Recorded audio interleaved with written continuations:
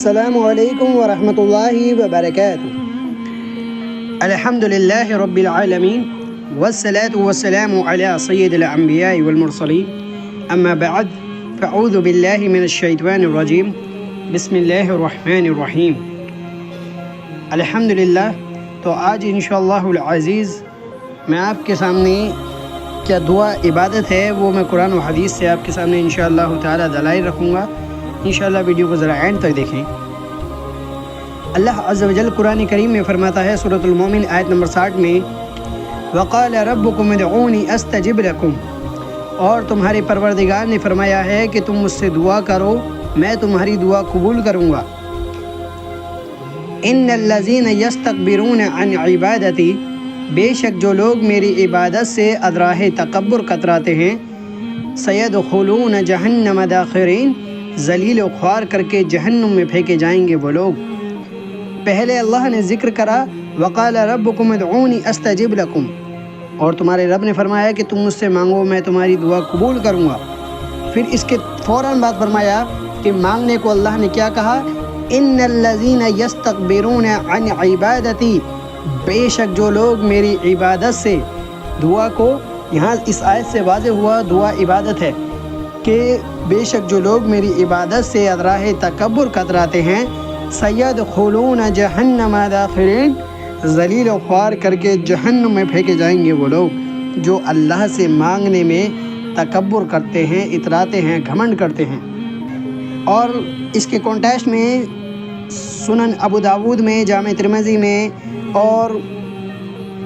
سنن ابن ماجہ میں اور بھی دیگر کتابوں میں حدیث ہے کہ اللہ کے رسول صلی اللہ علیہ وسلم نے ارشاد فرمایا، الدعاء هو العبادہ، دعا ہی عبادت ہے۔ اور اللہ کے رسول صلی اللہ علیہ وسلم کی تو حدیث ملی کہ الدعاء هو العبادہ، کہ دعا عبادت ہے۔ اور نبی اکرم علیہ الصلاۃ والسلام نے حضرت ابن عباس رضی اللہ عنہ کو بھی نصیحت کری کہ بیٹا، عبداللہ ابن عباس رضی اللہ عنہ کہتے ہیں کہ میں ایک دن رسول اللہ صلی اللہ علیہ وسلم کے ساتھ سواری پر پیچھے تھا، آپ نے فرمایا، اے لڑکے، بے شک میں تمہیں چند اہم باتیں بتاتا ہوں،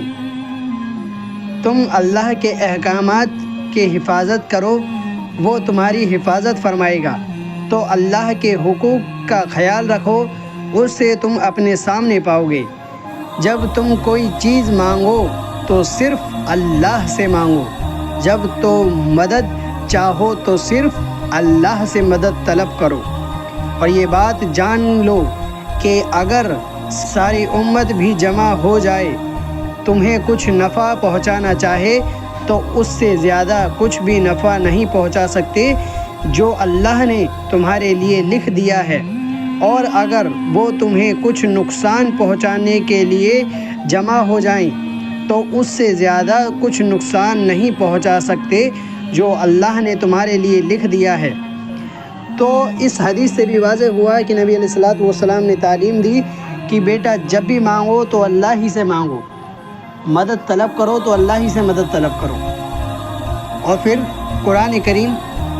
سورۃ المائدہ آیت نمبر 75 اور 76 اللہ عز و جل فرماتا ہے، بسم اللہ الرحمن الرحیم، ما المسیح ابن مریم الا رسول قد خلت من قبلہ الرسول، افإن، کہ عیسیٰ ابن مریم نہیں تو صرف ایک رسول ہی تھے، ان سے پہلے بہت سے رسول ہو گزرے ہیں، وأمہ صدیقہ، اور ان کی والدہ اللہ کی فرمانبردار تھی، نیک سچی عورت تھی،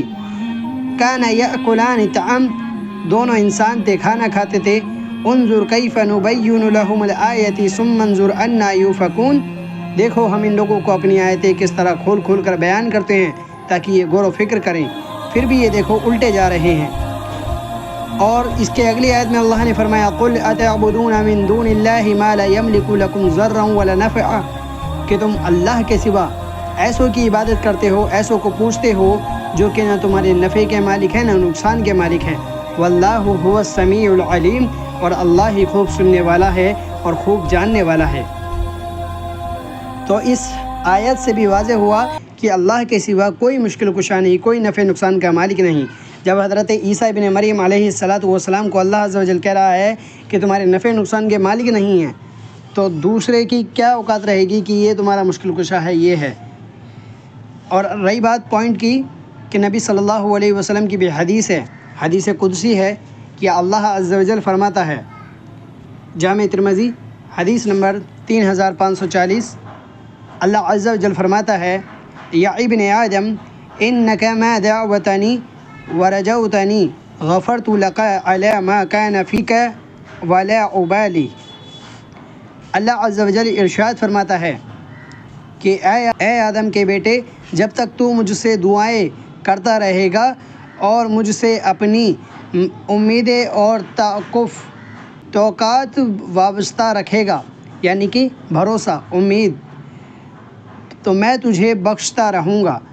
چاہے تیرے گناہ کسی بھی درجے پر پہنچے ہوئے ہوں، مجھے کسی بات کی پرواہ، ڈر نہیں۔ اور آگے اللہ عز و جل اسی حدیث شریف میں فرماتا ہے، یا ابن آدم لو بلغت ذنوبک عنان السماء ثم استغفرتنی غفرت لک ولا ابالی۔ اللہ عز و جل فرماتا ہے، اے آدم کے بیٹے، اگر تیرے گناہ آسمان کو چھونے لگے